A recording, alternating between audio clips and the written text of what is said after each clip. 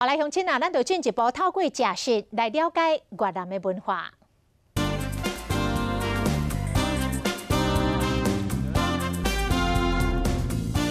越南食食两种口味，南越北越无同。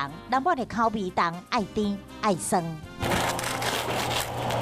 这是南越的口味，越式的法国胖内面有包小肉甲火腿，酸甜的菜头泡菜，一喙加落去，愈食愈爽脆。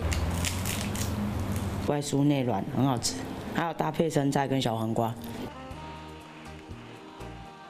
这是用罗旺水接来做汤底，干巴米、油豆、往来加蚵仔拢总加入去，还有切片越南的巴沙鱼甲虾啊，火锅真澎湃，口感非常赞。南越的话就是夏天，然后只有干季跟雨季这样子，对，所以当然口味上的话，南越会比较偏酸甜。这位是 Jenny， 伊是南越的人，但是阿嬷是北越，这南越菜甲北越菜口味伊上知。这就是牛肉河粉，是北越的食法。这小汤汤的汤加淋落去，本人也是牛肉片的汤色啊，无加高赞汤。北越的话比较单纯，它就是豆芽菜，然后青葱、洋葱，然后呢南越会比较喜欢加九层塔，或是生菜很多蔬菜的这样子。